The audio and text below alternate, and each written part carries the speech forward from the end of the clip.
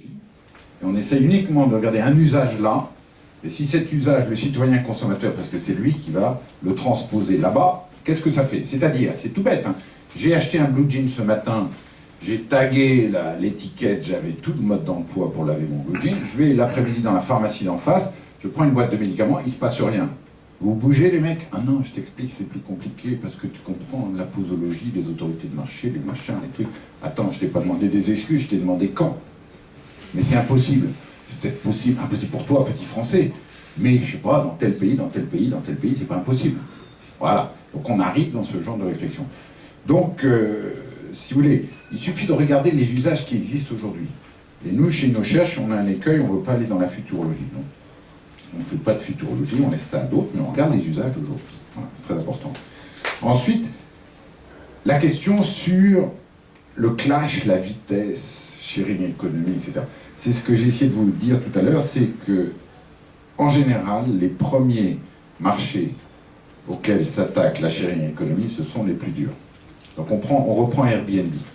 On était chez TechCrunch en septembre dernier, Disrupt San Francisco. Concours de start-up disruptive. Et la seule question du jury, oh, t'es pas vraiment disruptif, non, t'es pas assez disruptif, etc., etc. Et la gagnante, c'est Alfred Club.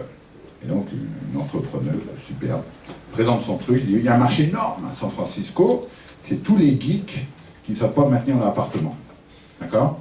Donc moi, je leur loue un service de maîtresse de maison, 99 € par mois, et avec mon smartphone, j'ouvre la porte, elle prend le frigidaire, elle enlève tout ce qui a pourri, elle prend tout le linge sale, elle descend dry cleaning, et éventuellement, elle appelle la femme de ménage. 99 €, c'est génial, ça va partir.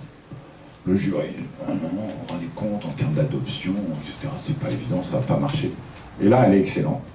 Time out, guys! Que nenni, que nenni. Avec Airbnb, le pli est pris. Vous avez prêté votre appartement pendant 2 mois quand vous étiez à Katmandou, un gars que vous avez vu 5 minutes sur Skype, c'est beaucoup plus invasif au niveau vie privée que de laisser une maîtresse de maison comme voilà, faire une fois par semaine ce qu'elle doit faire dans votre appartement. C'est ça qu'il faut comprendre. Autrement, quels sont les 2 gros problèmes de Paris? Allez, on y va là, on réfléchit fort, ouais, le logement, les embouteillages. Airbnb, Uber. Waouh! 2 startups du fin fond de nulle part, ok, qui font ce que 3 générations de maires de Paris n'ont pas réussi à faire.